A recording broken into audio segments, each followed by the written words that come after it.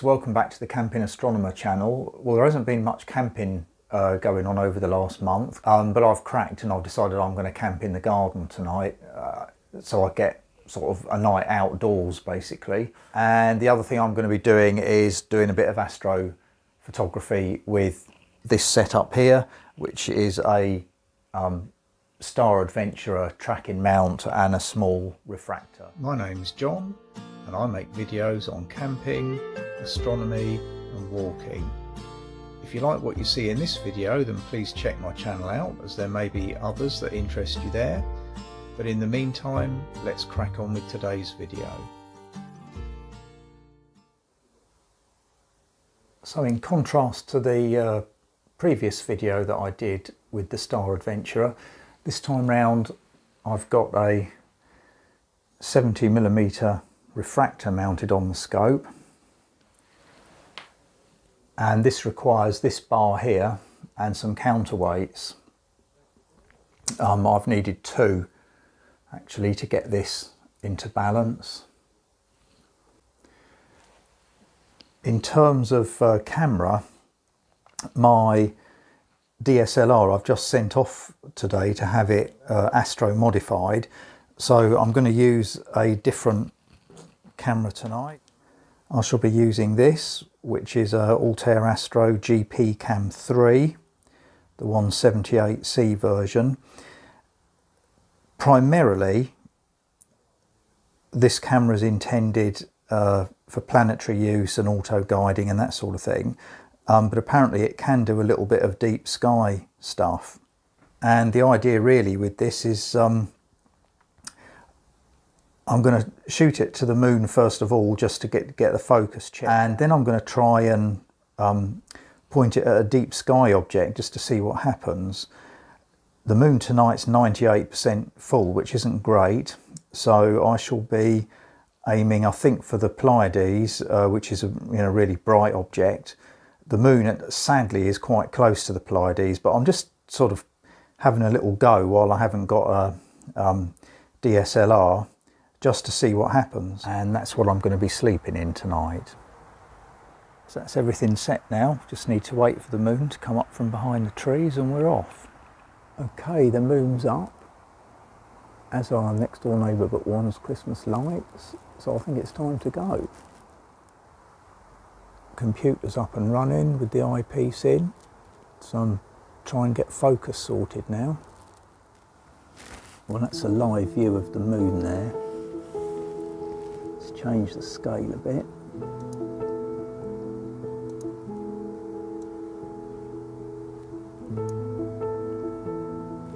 And she's looking very nice.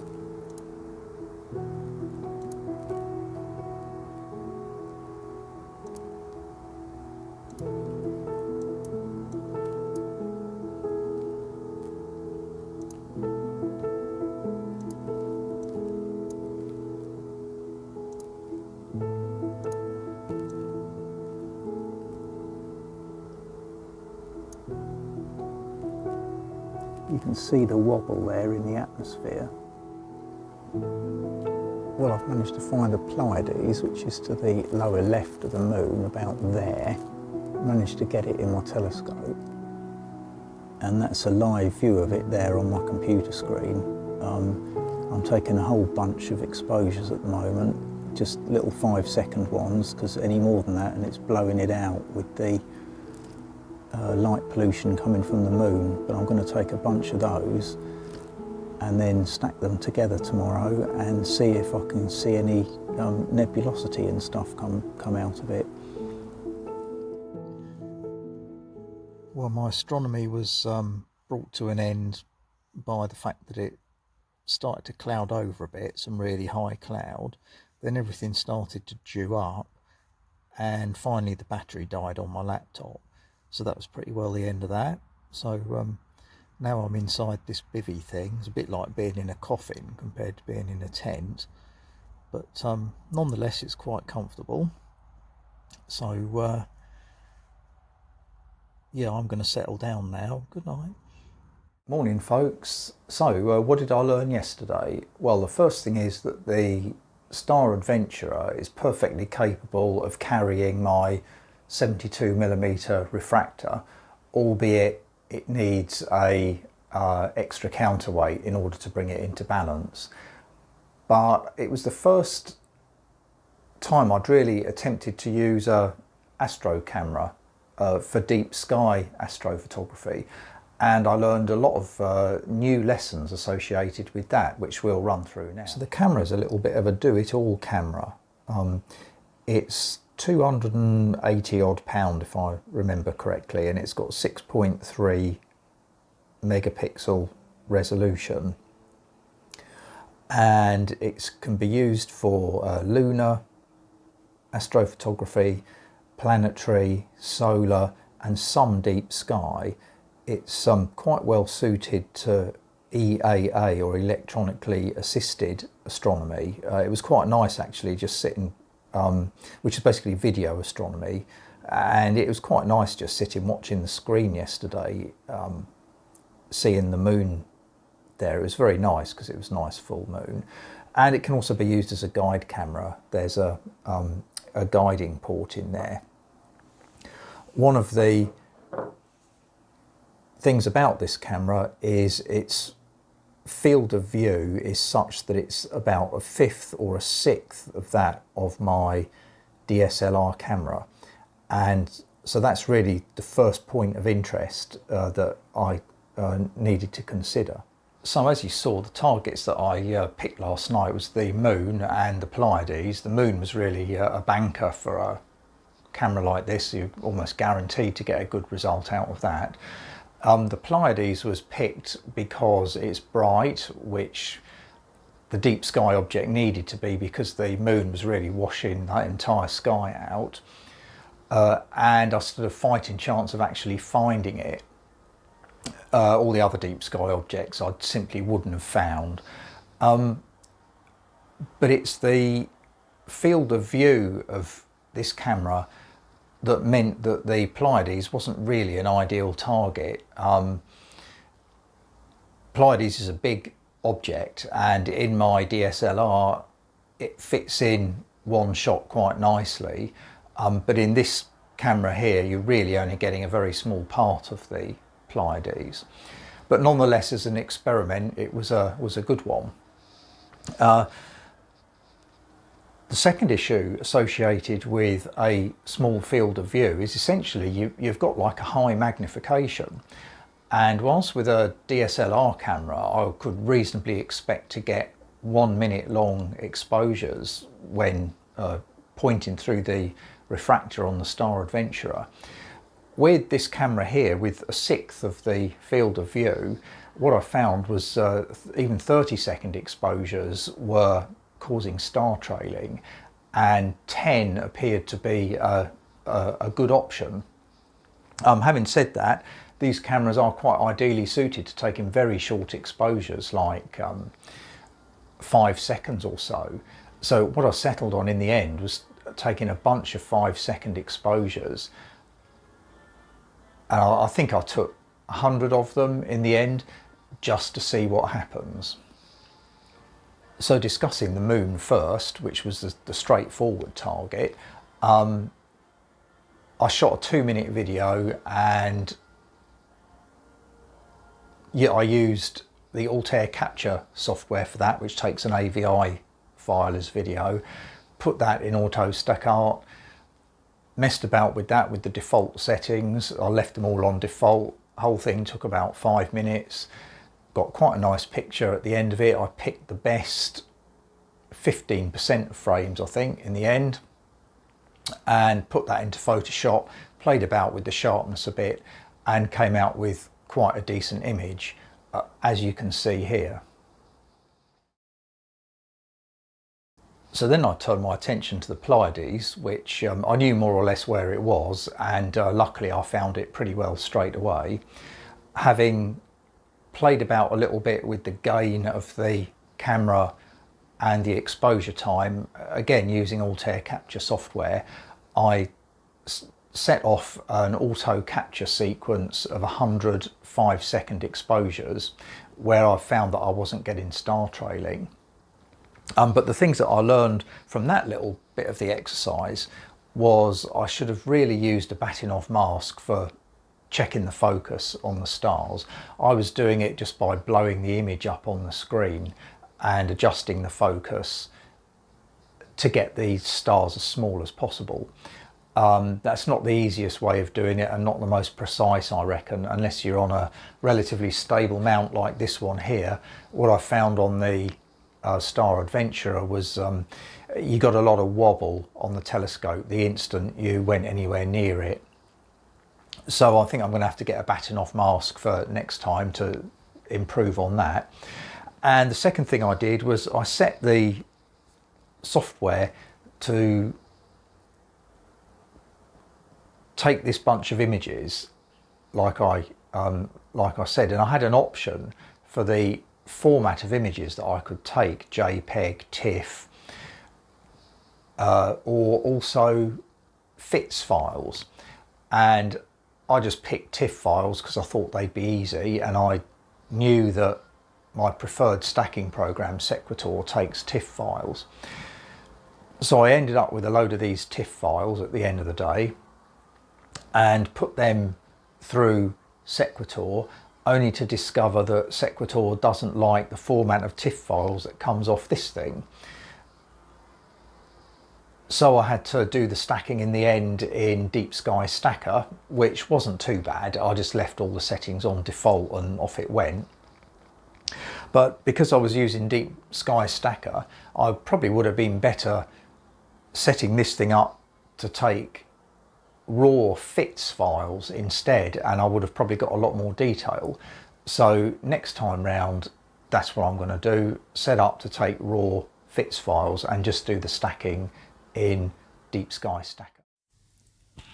By way of comparison, here's a picture of the Pleiades taken with my DSLR camera a few weeks ago, and the wide field of view of the DSLR enables the whole of the Pleiades to be caught within the frame of the picture. And by way of reminder, this is the image captured by the Planetary camera on my computer screen with a much smaller field of view. The resultant image of the Pleiades is here. It's come out not too bad, it's only a small section of it. I couldn't get any of the blue nebulosity in this picture because of the proximity of the Pleiades with the moon. Well, I was quite heartened by the fact that I could actually get pictures of stars using what's essentially a Planetary camera, but the clouds kind of messed up the rest of the evening. So what I did was I came back about a week later when A, it was clear, and B, the moon had gone, and I thought I'd have a little go at the Orion Nebula and the Andromeda galaxy. But I used two different types of camera this time round. I used this one here, which was the GPCAM3 that I used in the first part of this video. But I also used this camera here, which is a GPCAM2. This is the IMX224 version,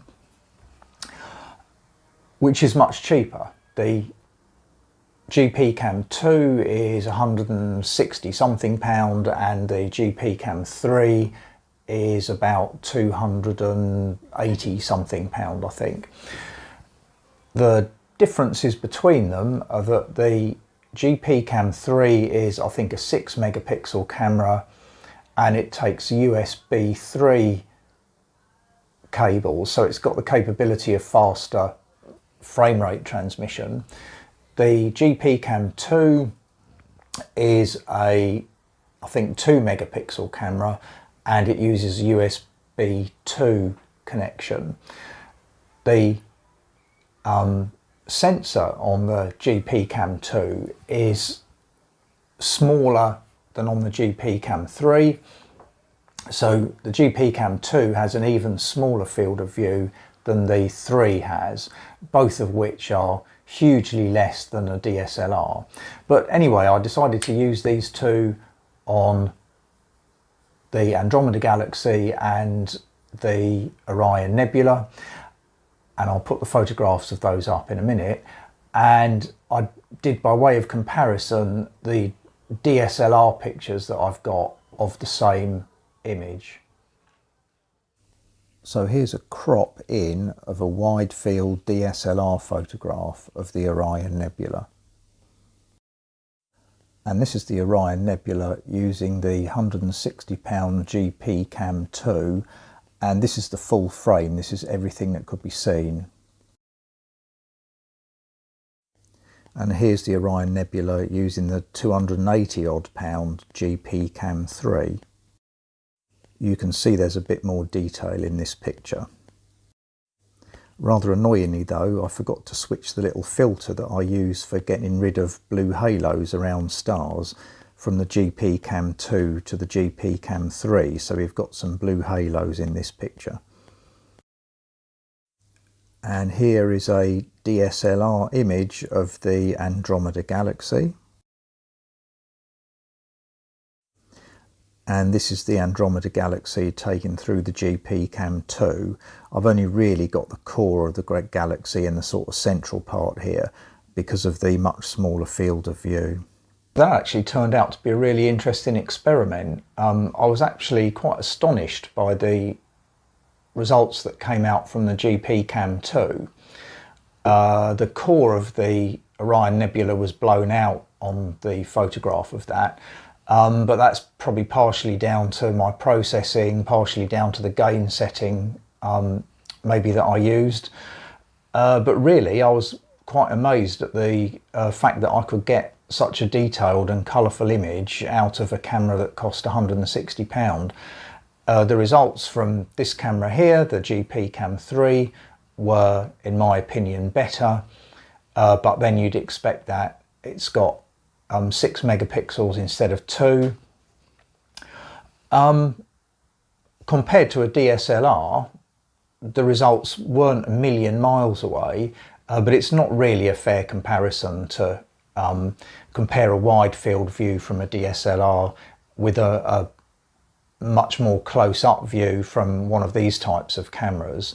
And a DSLR typically has 18 to say 24 megapixels, way more than these, so you're going to get a lot more detail out of that.